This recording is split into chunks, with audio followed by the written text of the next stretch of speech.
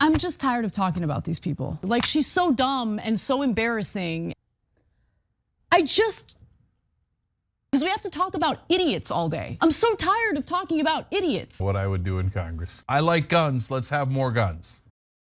It's not gonna stop the criminals anyway. They'll just get rope or a sword or something. It totally 100% works when there's no law in the country. Total freaking anarchy. For us, it's a good time. It was fun for everybody, you know what I'm saying? Yeah, you take your little kid and you give him a giant gun and then see what happens.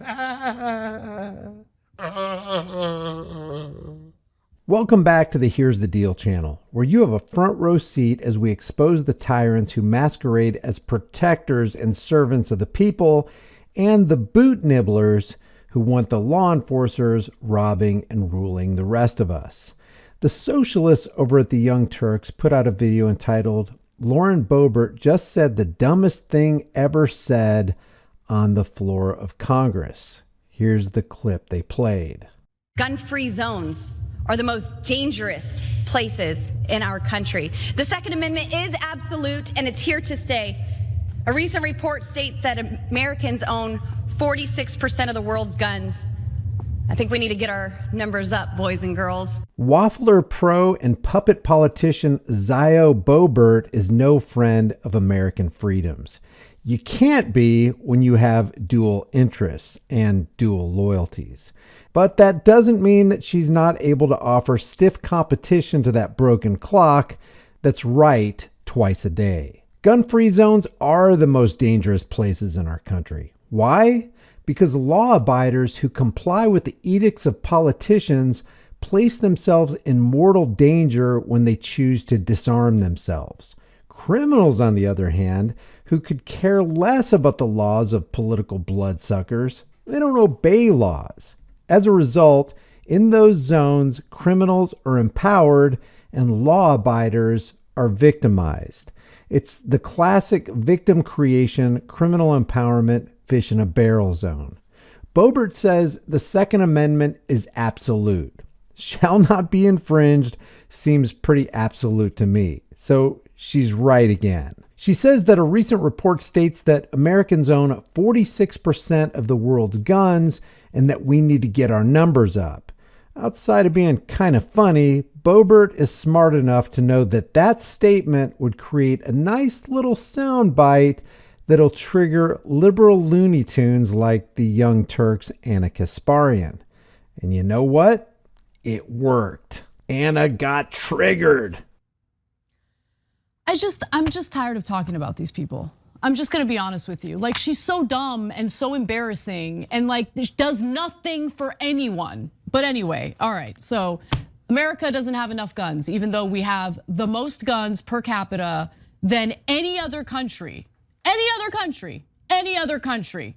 Anna says Lauren is dumb, but apparently she's smart enough to navigate her way into the control panel of Kasparian's fuse box and start blowing some breakers. Top 10 civilian gun-owning countries.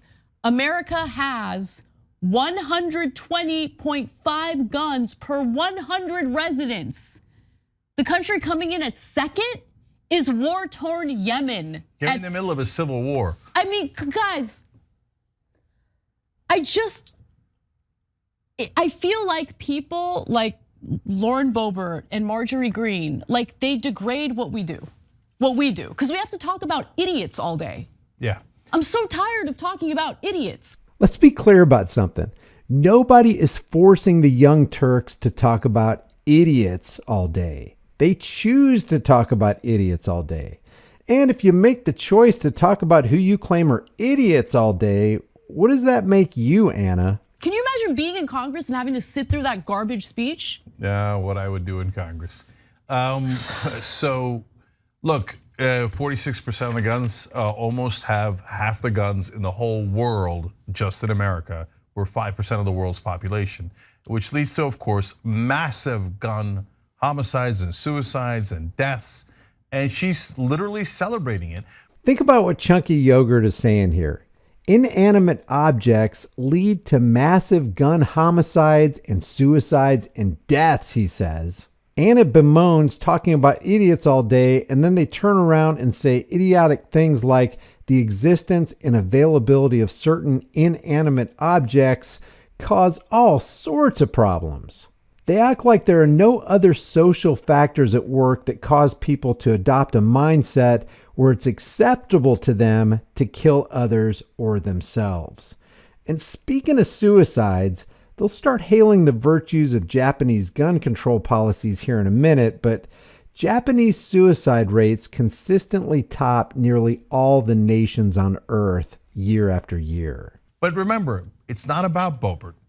She's an avatar for the right wing. Right wing voters love it. They're like, oh, 60,000 people a year die? Don't care. I like guns. Let's have more guns. By the way, that 60,000 number, it's dishonest considering that nearly 65% of those deaths where a gun is used are suicides. Let's look at gun-related homicide compared in the United States compared to other countries. This graph is a little handy, right? So the graph will show you a little dot at the top right-hand side. That's the United States, where we have an astronomical homicide rate and gun ownership in, obviously compared to other developed countries. Then at the very, very bottom on the left-hand side, that's Japan. You wanna know how many gun-related homicides, or what the gun-related homicide rate is in Japan? 1, rate of guns owned, 3. So that's 3 guns per 1,000 people in Japan. It's almost as if more guns usually means more homicide. I could be wrong. I don't know. Maybe I'm misreading that graph. More guns usually means more homicide? I could be wrong. I don't know. Maybe I'm misreading that graph. This more guns means more homicides is a correlation equals causation error, tantamount to saying increasing ice cream sales causes more shark attacks. Almost like sharks like to eat people that are full of ice cream, right, Anna? Instead of saying, hey, there are probably a lot of variables at play here that we just haven't bothered to sit down and consider. Like, I don't know, maybe warmer temperatures cause ice cream sales to go up, and those warmer temperatures also bring more people to the beaches, and when it's hot outside and they come to the beaches, they tend to get into the ocean where all the sharks are, thereby increasing the chances of shark attacks. This is known as common response, where 2 variables, the ice cream sales and the shark attacks, are both responding to changes in some third variable, i.e. temperature. So what if baseball bat or hammer availability was higher in Japan? Seems like you'd see a similar number of homicides by these instruments, but you don't. Why? Probably because it's a different culture with different values and different morals. And if things like that weren't a factor, consider that neither Japanese nor American prisoners have guns, but homicides by prisoners and attacks on guards occur frequently in American prisons and almost never in Japanese prisons. Why is that? See, Japanese gun control, which is really people control at the barrel of a government gun, is one inseparable part of a vast mosaic of social control. People control, often called gun control, just underscores the pervasive cultural theme that individuals in Japan are subordinate to society and to government. Americans, not so much. Yeah, they have 3 guns per 1,000 people. We have 1,200 guns for 1,000 people. Almost no one dies from guns in Japan. It's not going to stop the criminals anyway. They'll just get rope or a sword or something. No, but well, by the way, there's tons of swords in Japan. Still, almost no one dies from it. Hey, Chunky, blades longer than 6 centimeters are illegal to carry in Japan. But this still isn't the point. What Cenk and Anna are pushing for here under the guise of, we gotta stop all the homicides, is a totalitarian police state where only the cops and the military have the guns. In other words, the rulers, yeah, they get to have firearms, but the person's being ruled, no, you don't get anybody. So they're advocating for the very gun violence they hypocritically claim to be against. And they want that gun violence to come upon all Americans as it's come down upon the heads of all the people of Japan. The bottom line is Cenk and Anna aren't against gun possession. They just don't want you to possess guns. They do want the political class to have them. They do want the law enforcement and military classes to have them, but not you. When it's all said and done, they really want the police, who ironically they also want to defund, to use their guns on us if we don't turn our guns into them. In our case, tens of thousands dead every single year. They just literally don't care about any of these deaths. But gun-free zones are the most dangerous places. Really, we need to be concerned. All of Japan is a gun-free zone, and they have almost no gun homicides. It totally 100% works. This is true. There are almost no homicides by gun in Japan.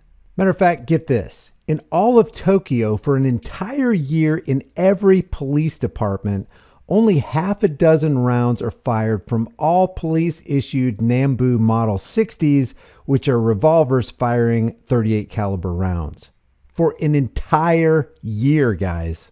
And to Cenk's point, Japan has one of the lowest overall homicide rates in the world. In essence, what Cenk is saying here is that he's for the force and violence of the state to be launched against you in totalitarian fashion if we could just save 60,000 people from dying each year by firearms. To put it another way, Cenk is saying, give me totalitarianism or give me death. And I don't know about you, but I resist that evil nonsense. Leave your thoughts about this for the world and the global thought police in the comments below. It really helps the algorithm. If you haven't done so already, subscribe to this channel, hit the bell notification icon, give it a thumbs up, share it with everybody you know. Don't forget to subscribe to my private email list through my website, highimpactflix.com. If you want to support the channel, grab a hard-hitting, conversation-starting design from the store that you can put on any shirt, hoodie, mug, cell phone case, whatever you want. I'll see you in the next video. Subscribe for more tyranny-busting content.